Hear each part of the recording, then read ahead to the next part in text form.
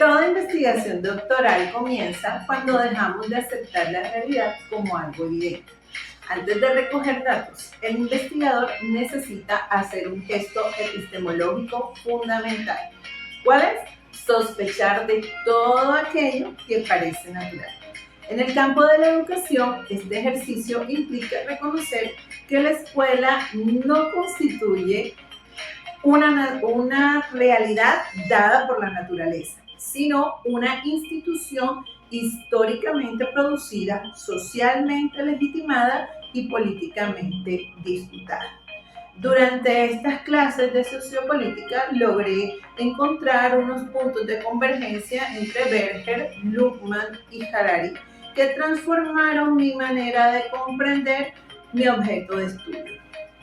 Por un lado, Berger y Luhmann muestran que la realidad social se construye mediante procesos históricos de institucionalización y legitimación. Por su lado, Harari nos da otra perspectiva y explica cómo las sociedades logran cooperar a gran escala gracias a órdenes imaginados y compartidos por millones de personas que adquieren eficacia social.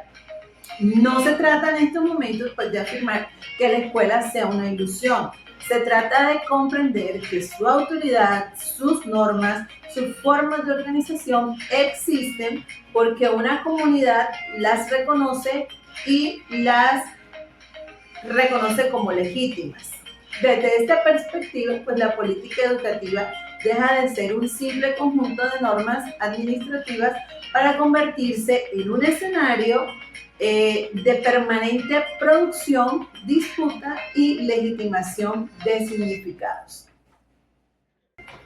La principal contribución de Berger y Luhmann consiste en demostrar que las instituciones no emergen espontáneamente, sino que éstas son el resultado de procesos sociales que terminan adquiriendo apariencia de naturalidad. Su propuesta puede entenderse mediante tres momentos articulados. Primero, la externalización. Los seres humanos producen instituciones para responder a las necesidades colectivas. Por ejemplo, la escuela surge como una forma histórica para organizar la transmisión cultural. Posteriormente ocurre la objetivación. Aquello que fue creado por personas comienza a experimentarse como una realidad independiente de quienes la construyen.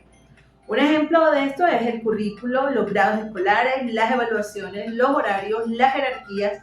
Ya dejan entonces de percibirse como decisiones históricas y aparecen como si fueran la única manera posible de organizar la educación. Finalmente, aparece la internalización mediante los procesos de socialización. Docentes y estudiantes incorporan estas estructuras como parte del orden del mundo. Esta perspectiva modifica profundamente la manera en que ellos interpretan muchos problemas educativos. Desde esta lectura propongo comprender el denominado fracaso escolar no exclusivamente como un déficit individual, sino como una manifestación de tensiones que se pueden presentar entre distintos universos simbólicos. Los significados, expectativas y formas de comprender el conocimiento que porta la institución no siempre van a coincidir con los marcos culturales desde los cuales los estudiantes interpretan su experiencia escolar. En consecuencia, ya la pregunta deja de ser únicamente por qué algunos estudiantes fracasan para convertirse también en una pregunta por las formas de legitimidad del conocimiento escolar. Si Berger y Luhmann nos explicaron cómo se construyen las realidades sociales, Harari permite comprender cómo las construcciones colectivas alcanzan una estabilidad. En Sapiens, Harari sostiene que la capacidad distintiva del Homo sapiens consiste en cooperar masivamente alrededor de órdenes imaginados, que son sistemas de significado que no poseen una existencia física, pero que adquieren eficacia porque millones de personas creen en ellos. El dinero, los estados modernos, las empresas, las construcciones o los sistemas jurídicos son ejemplos de estas construcciones intersubjetivas. La escuela pues también podría comprenderse desde esta perspectiva porque no es que sea una ficción en el sentido coloquial, sino porque la legitimidad depende de acuerdos sociales históricamente construidos acerca de qué significa educar, evaluar, aprender y formar ciudadanos. Esta mirada permite interrogar críticamente algunas narrativas que orientan las políticas educativas.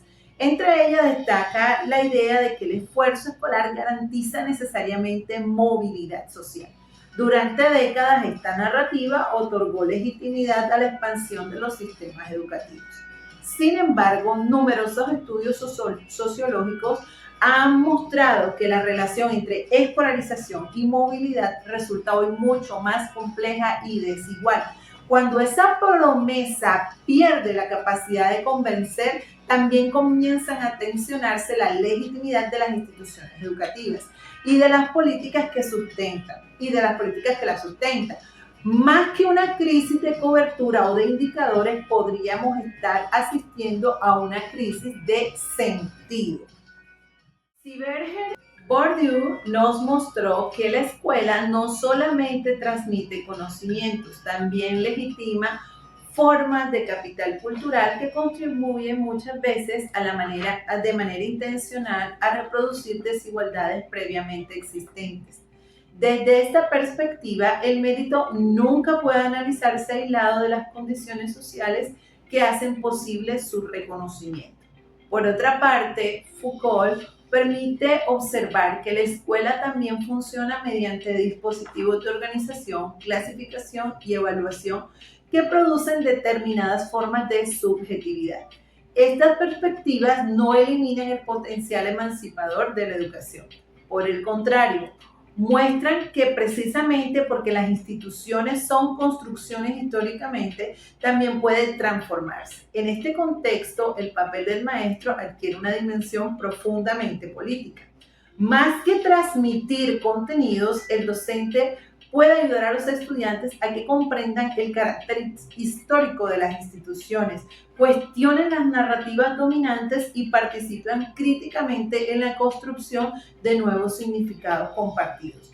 Educar entonces deja de ser únicamente enseñar conocimientos para convertirse en una práctica de formación democrática. Concluyo entonces esta reflexión reconociendo que mi objeto de investigación, las experiencias de laboratorio a través de medios virtuales, ha dejado de representar para mí un desafío meramente tecnológico o metodológico. Hoy comprendo esto como una pregunta profundamente epistemológica y sociopolítica. Si, como plantean Berger y Luhmann, la realidad se construye mediante procesos de institucionalización y legitimación, entonces también debemos preguntarnos cómo se construye la legitimidad de la experiencia científica cuando el laboratorio ya no es limitado a un espacio físico, sino que se configura mediante entornos digitales e interacciones mediadas por la tecnología. Pues desde esta perspectiva, el problema ya no consiste únicamente en determinar si un laboratorio virtual reemplaza o no el presencial. La cuestión fundamental es comprender cómo esas nuevas formas de interacción transforman las maneras en que los estudiantes construyen el conocimiento, atribuyen la validez de la evidencia científica y participan en comunidades de aprendizaje. Las reflexiones de Berger y Luhmann me permiten a mí comprender que incluso la experiencia experimental responde a procesos de construcción social. Harari, por su parte, pues me invita a reconocer que las tecnologías digitales amplían nuestra capacidad de cooperar mediante órdenes imaginados, haciendo posible nuevas formas de producción y circulación del conocimiento. Por ello, mi investigación no buscará simplemente evaluar herramientas tecnológicas, sino comprender críticamente cómo los entornos virtuales reconfiguran las relaciones de conocimiento, experiencia, institucionalidad y aprendizaje. Asumo finalmente que investigar implica también una responsabilidad ética. Una de estas es contribuir a que la innovación tecnológica no se limite solo a incorporar nuevos dispositivos, sino que fortalezca formas democráticas, colaborativas e inclusivas de construir el conocimiento científico. Muchas gracias.